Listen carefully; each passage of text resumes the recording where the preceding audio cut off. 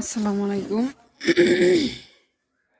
আশা করি সকলে ভালো আছেন। আজকে চতুর্থ শ্রেণীর প্রথম অধ্যায়ের ৩ পৃষ্ঠার একটি অঙ্ক আমরা কিভাবে স্থানীয় মান নির্ণয় করব এবং কিভাবে একক দশক শতক হাজার বলবো সেই বিষয়টা সকলের সাথে শেয়ার করব। প্রথমে আমরা যে অঙ্ক সংখ্যাটাই লিখতে বা কথায় বলতে আমাদের কষ্ট হয়, সেটা যেমন ২ নম্বর অঙ্কে এখানে আমরা যদি মনে করি ৫ ০ ৩ ২ ৬।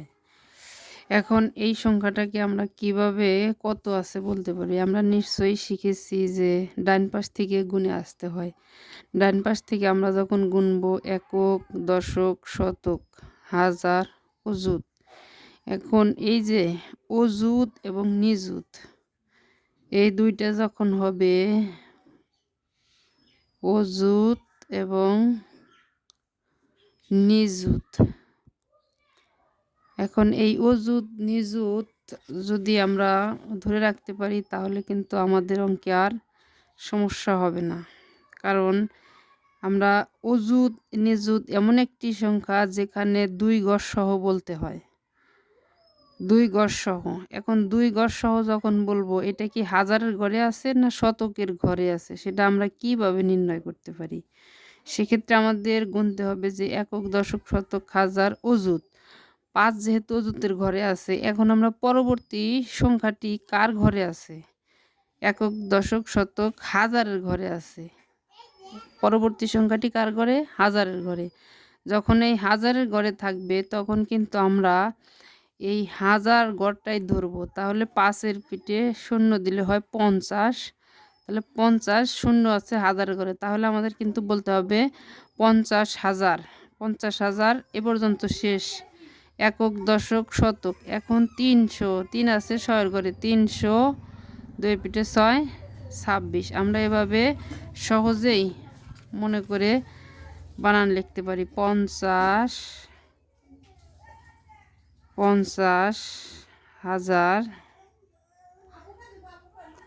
৩২৬, ৩২৬ হয়ে গেল। এখন আমরা এটাকে যখন স্থানীয় মান নির্ণয় করতে যাব, একদম উপরের অঙ্কগুলোর মতোই ৫০ ৩ ২ ৬। এখন আমাদের ৬ আছে কার ঘরে, এককের ঘরে, তাহলে ৬কে ৬। ২ আছে কার ঘরে, শতকের ঘরে,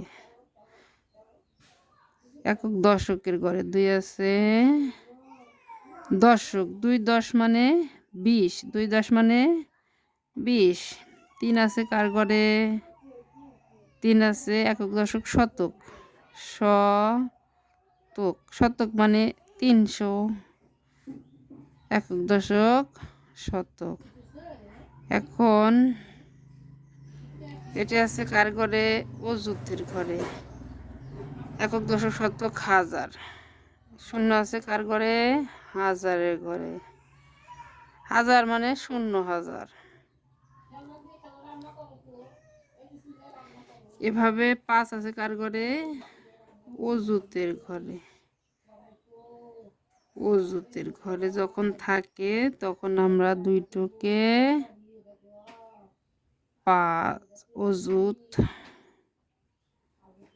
অযুত এবং ৫, তাহলে কত হলো ৫০,০০০। এভাবে আমরা স্থানীয় মান নির্ণয় করতে এবং কথাগুলো সংখ্যায় লিখতে পারি, কথায় লিখতে পারি।